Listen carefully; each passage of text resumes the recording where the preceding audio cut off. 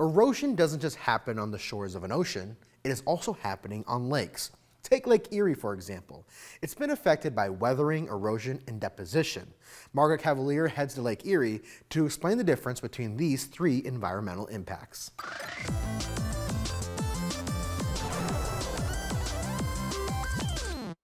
In the summer, I like to head to the shores of Lake Erie. No, not for a dip in the water, for a walk along the beach and a hunt for sea glass. Unfortunately, I haven't had much luck. I'm more likely to leave with some smooth pebbles than a pretty piece of glass. But still, Lake Erie is a great spot to learn about weathering, erosion, and deposition. Let's start with weathering.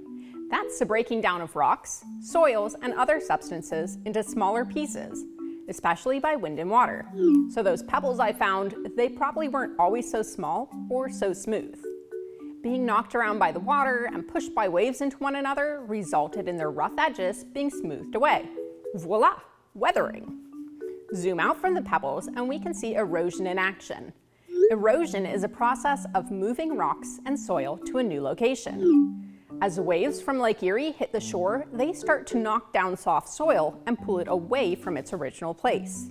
Erosion is a particularly dangerous process for folks whose homes are located on the shore. Gravity is happy to lend a hand. And as the soil gets pulled away by the water, large chunks of the shoreline can tumble right into the lake. To keep this from happening, some communities along Lake Erie have installed what are called breakwalls or breakwaters.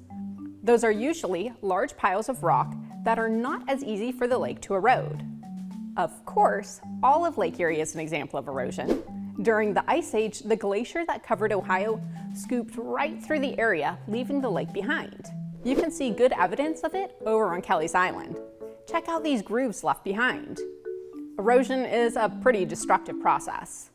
Now where there's erosion, somewhere else there has to be deposition. That is when the soil, rocks, and minerals that were eroded are dropped off, creating new landforms. It's a constructive process. So the sand on the beach is a great example. It was brought to shore by the water, making a beach and some dunes. Lots of other areas of Ohio have rich soil good for farming because it was deposited there by Ice Age glaciers. All three of these processes, weathering, erosion, and deposition, continuously tear down and build up Earth's surface. But enough with the lessons. I want to see if I can find some of that beach glass.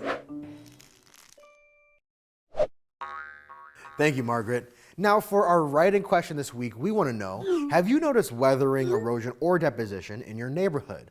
We also want to know your theory as to why that's happening. And if you send us a picture of your evidence, we might be able to share it on the next episode.